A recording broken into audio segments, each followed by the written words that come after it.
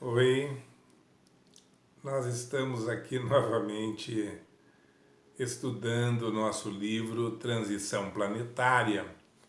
Hoje nós estamos no 20º capítulo. Eu fico surpreso porque são 23 capítulos. Nós estamos então praticamente encerrando o nosso estudo. E a Gisele tinha me desafiado, falou que eu não conseguiria encerrar o livro em 23 sessões, em 23 dias consecutivos, e eu estou feliz porque nós vamos encerrar. E eu estou olhando aqui no final do livro, estou vendo que não são 23 capítulos, são 22.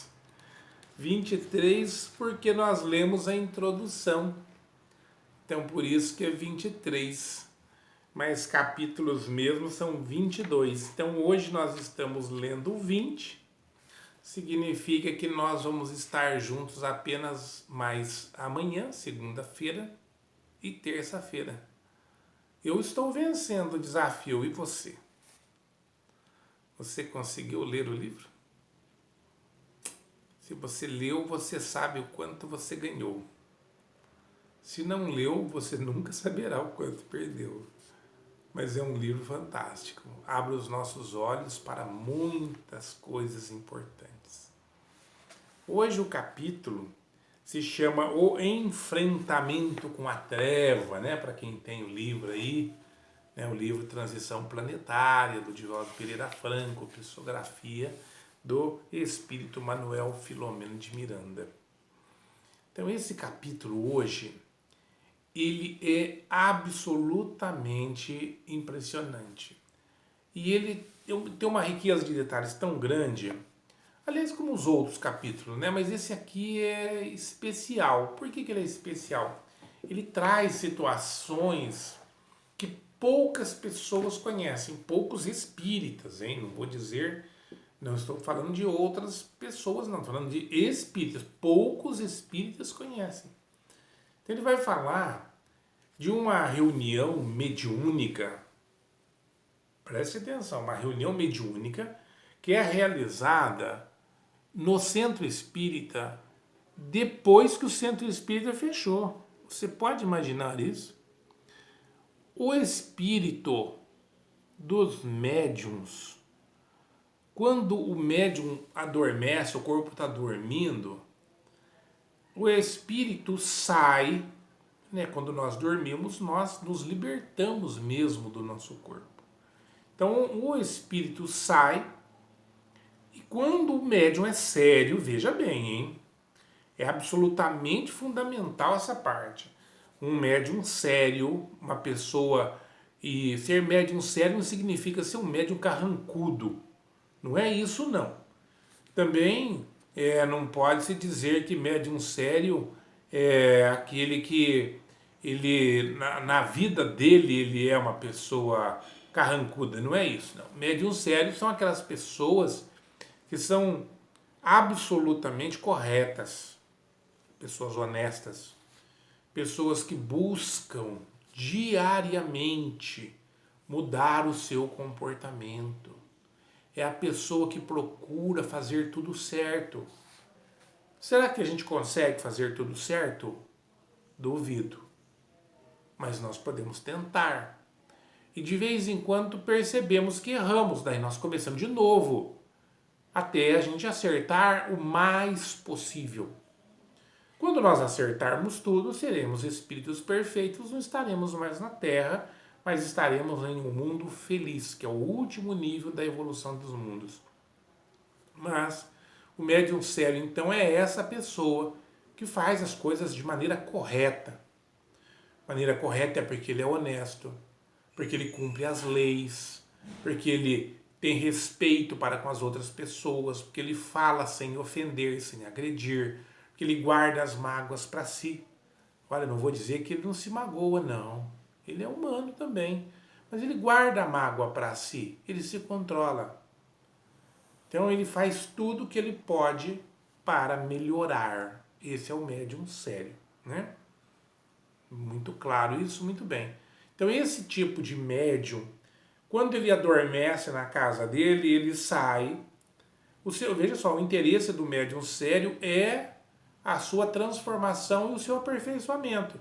Então uma pessoa vulgar, quando adormece, ela vai para onde? Ela vai para o bar, ela vai para o encontro dos amigos que vão falar sobre coisas fúteis, ela vai para um lugar onde ela vai explorar aqueles prazeres que ela gosta, que às vezes ela nem pode, não consegue explorar enquanto pessoa da sociedade por causa de diversas coisas, mas daí quando ela dorme ela vai para aqueles lugares, para aqueles antros. Mas uma pessoa séria, não. Um médium correto, interessado na sua evolução, quando ele adormece, ele vai para as atividades do bem. E o médium vai para o centro espírita, onde continuam os trabalhos mediúnicos. Olha que coisa curiosa. Ele vai para lá e lá se reúnem esses médiuns voltados para a atividade espírita. São pessoas corretas, são pessoas que valorizam os seus irmãos, são pessoas que dão valor nas outras pessoas, enfim, são aquelas pessoas que aprenderam a amar. É o mandamento de Jesus, aprenderam a amar. Claro que aqueles que ainda conseguem se afastar das pessoas, conseguem deixar de lado a seriedade para se importarem mais com os defeitos alheios do que com as coisas boas que elas oferecem, essas não vão para o centro. Mas essas que conseguem, esses médiums vão para o centro à noite. E lá continuam o seu trabalho mediúnico. Vejam que interessante, o trabalho mediúnico ocorre no plano dos espíritos, exatamente como ocorre na Terra. E quem é médium, lá no trabalho mediúnico, na condição de usar apenas o seu perispírito, porque o corpo físico ficou adormecido em casa, ele ainda assim ele vai dar oportunidade de comunicação para outros espíritos. Tanto os espíritos de alta hierarquia, que para se manifestarem aqui no nosso plano, os espíritos de alta hierarquia, para se manifestarem no nosso plano, precisam do auxílio perispiritual de algum médium. Por quê? Porque o nível deles é tão elevado que eles não conseguem se manifestar aqui no nosso plano grosseiro, sem que tenha o auxílio de um médium. Então, por isso, eles utilizam o envoltório perispiritual do médium para se manifestarem. Nesse caso, o Filomeno de Miranda conta, inclusive, que um espírito amigo de Ismael, que é o grande espírito protetor do Brasil, utiliza as energias ectoplasmáticas de uma médium para se materializar e fazer a sua comunicação. E um outro médium, um médium de nome Joseval, médium chamado Joseval, que por sinal tinha feito a palestra no centro algumas horas antes. Esse médium, quando está lá no centro, ele vai servir de instrumento para a comunicação de um poderosíssimo espírito das trevas, cujo nome é Ebrahim Ben Sadok. Nome diferente, né? Ele havia sido rabino e lá na época da Idade Média ele adquiriu um ódio terrível dos cristãos por conta das barbaridades que os cristãos faziam com os judeus mesmo. Se você for olhar assim, num olhar de homem da matéria, do mundo, você vai dizer que o Ebrahim tem razão, porque os judeus sofreram tanto na mão dos cristãos. Coloque cristãos entre aspas, porque eles não eram cristãos coisa nenhuma, a não ser na titulação.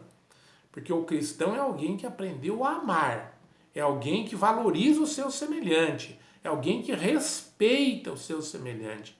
Então esse Ebrahim tinha um ódio mortal dessas pessoas intituladas cristãos. E prosseguiu nesse ódio até nos dias atuais. Ele vem e se comunica. E o Manuel Filomeno conta que ele chega com centenas de outros espíritos, todos prontos para um combate. Mas as forças espirituais do bem que guardam aquele centro espírita os mantêm para fora. Permite que apenas 11 espíritos ingressem na casa. Um deles é o Ebrahim. Mais tarde, não conto o resto da história porque você precisa ler, que é muito legal. Mais tarde ele descobre uma coisa extraordinária sobre o Ebrahim. Vou dar uma dica, hein? Não era o Ebrahim. Ele só estava ali disfarçado de Ebrahim. Leia para você ver o que acontece. Né? O que de fato estava acontecendo. É impressionante. Mas ele explica, né, nessa mensagem, que eu achei maravilhosa, que esse espírito, quando ele se perde mesmo no ódio e na mágoa, ele assume uma forma de lobo.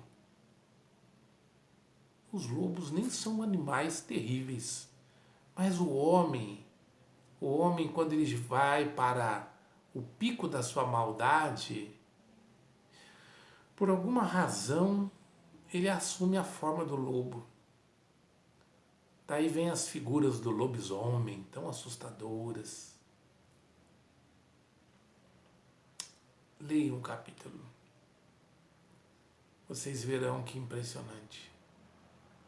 E pensemos, meus irmãos, na lição de hoje. Sejamos pessoas que aprendem, voltadas para o aprendizado do amor. Só o amor será a nossa salvação, porque só o amor nos levará a Jesus. Jesus é o único caminho.